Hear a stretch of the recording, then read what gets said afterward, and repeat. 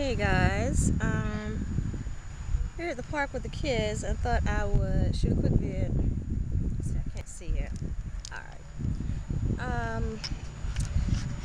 Just touching bases with you, seeing what's up about Igani. Let me see. Can you see the kids? Not much going on today. Running some errands and trying to keep up with some things. But I just wanted to say, as far as some of the things that I've seen going on Twitter, and I don't really go on Facebook so much because I don't have the time to go back and personally answer everything. I mean, honestly, I don't. And although I have a lot of friends on Facebook from high school and graduation, high school and all that, I don't really have enough time to go up there. And I also have some family members up there, some cousins. So, even I don't have much family, it helps us all stay kind of in touch with one another. So, I mean, what I'm saying is, getting to understand why there's viciousness. There's so much information out there on the internet that it can be fully explored without a whole lot of negativity. And I know you've seen some of the tweets about some of the nasty things that are going on as far as in my life are concerned. Gang stalking and just crazy stuff where it seems specifically at women who are in an intimidating position. And I don't claim for 1 minute not to be the type of woman to speak my mind. I mean, I was raised by a single mom. I am a single mom. I don't have a whole lot of family, so it's taught me to be resilient and strong. So I don't know what to say. I just don't play that. I've never played that. Everybody knows I don't play that. I speak my mind. I say what's on my mind. I will say intelligently. Sometimes I'll speak, like I'm at home somewhere. I speak in the colloquial. I mean, that's just me. If I'm hanging out, I'm going to be myself. It doesn't matter. But one thing I don't like is for people to fake it and pretend that my personality is different from what it is, or that I'm a BS artist as far as the things I say and the things that I do. Every single thing I do is a struggle. Raising my kids, even my adopted son, because he has autism. Buying my house, I had to do that by myself. Putting myself through school, which I'm still doing, because I had to do that by myself. But I'm proud of every single thing that I've accomplished versus someone who had things given to them and had the majority of things in life given to them. And I think that's what people don't understand is the preciousness of, having, and I feel like it's, back in my philosophy class at Howard, but I'm serious, the phenomenology of having, and I mean, I'm using this in the abstract format, not in the way that it was meant to be used by Husserl, but I'm saying to have and to know that you have, that you are, you understand that you are, that you have. I understand what I am. I understand what the purpose is. You have to know what it is, who you are, what it's all about. And it's difficult sometimes, you get pissed, you get tired. I know I never get sleep. My daughter is rarely getting sleep with my son who has ADD and autism.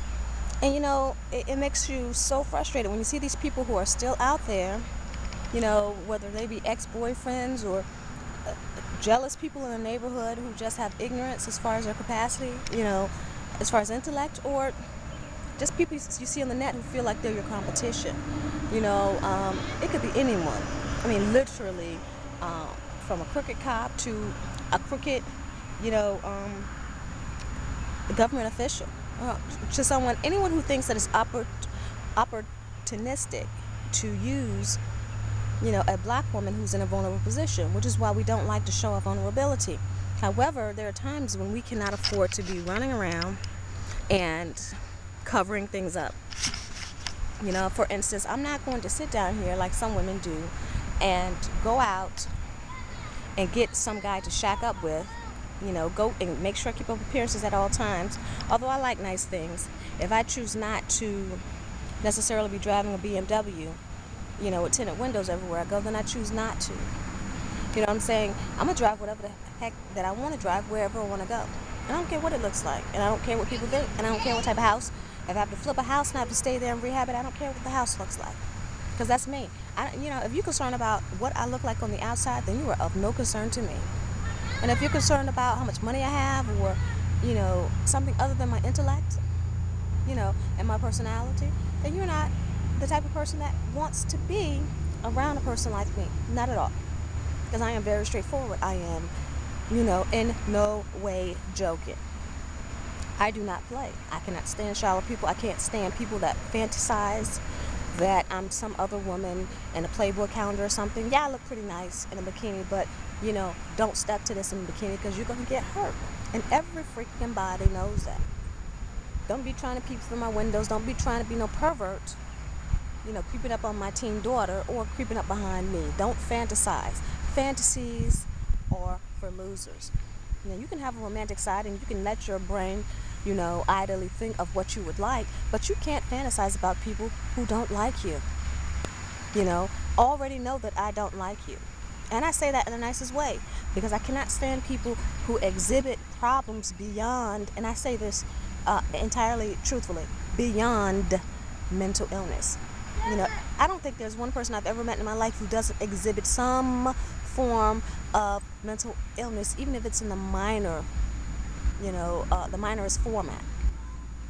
So that's not something, I'm not discriminating against people with mental illness, but I am discriminating against people that stalk people, that harass people, that are jealous of people, that lie on people. And so a lot of that is gang stalking, or just periodically, ignorantly bother people because they're jealous, whether it be for racist reasons, white supremacy reasons, just ignorant reasons, internalized racism. You see the tweets that I send and you see the information that I give, so when I give you information, I give it to you straight. I don't think that anybody else is going to send you a video that's going to give you the real meaning of the N-word or the original meaning. And that was significant. And the reason why it was significant is because everybody wants to make reality into what they see instead of what it is. Sometimes in your life, you're going to have situations where things are going to look like they're real, but they're not. People are going to seem like they're real, but they're not. People are going to be fake, and they are. And I don't care how much celebrity status they supposedly have. I don't care how much money they have. If they're fake, they're fake. And you have to make a decision, and I tell my daughter this all the time, and I'm worried about her, when she goes to college in a year or so. I tell her my age here, but we'll leave that alone. Be careful. Because I never had people help me through school. I never had anybody give me any money. I never had anyone give me anything. But one thing I did have was my intellect, and it helped me stay away from people who I thought would be harmful. Now, everyone makes mistakes.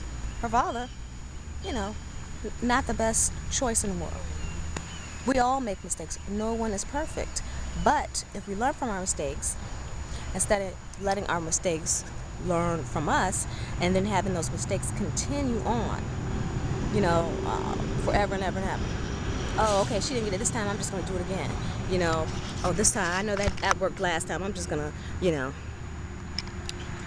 be mean to her again because, she'll never get this. It isn't that necessarily if I see something that's demeaning, I don't get it. It is more so I don't have time for it. And if it gets to a point where I actually can speak to you or have to speak to you in reference to ignorance, there's going to be more of an issue than I'd like to mention. And I'm not a nasty person. I am extremely nice. But that's my problem. I used to work all the time. And it just got to a point where running to daycare, taking care of my daughter Jasmine, and, the household affairs was way too much. And I was getting way undervalued for the work that I've done. It sounds like a joke, but that song, Superwoman by Karen White, which is obviously reversed, or it's the inverse, because, White Karen, but her name is spelled with a Y instead of the normal way of spelling Karen, because black women in that song are the inverse. It's something that a white woman would feel, but it's also something that a single black person would feel, because in comparison, it's almost like we're getting treated And I don't want to be a negative person, but it's truth in it. It's true. The same as a white woman who sits at home, you know, and has a man tell her what to do, and the man pays all the bills, and we're paying all the bills. You know, and I don't know how many times, because now I'm in the South, so I moved from Florida. You know, we were in Cali for a while because I want the kids to see everything. I want them to be well-rounded and not be afraid. You know, I really might be looking for a position soon overseas because, I'm sorry, it's hot out here. It's like 95 degrees, so I'm sweating, and my TWA is sweating, and, you know, it's hot. But the South hasn't changed. It's still the same. You know, we're still talking about negative black people towards their own culture in a lot of different areas. Either they're negative or they're focused on trying to be as uncultured as far as the black culture is concerned as possible. You know what I mean? And you know, totally, you know, dissolving themselves from anything to do with African culture. And that's disturbing because that commodification of the black culture leads to colorblind racism. And, you know, I don't want to go through it again.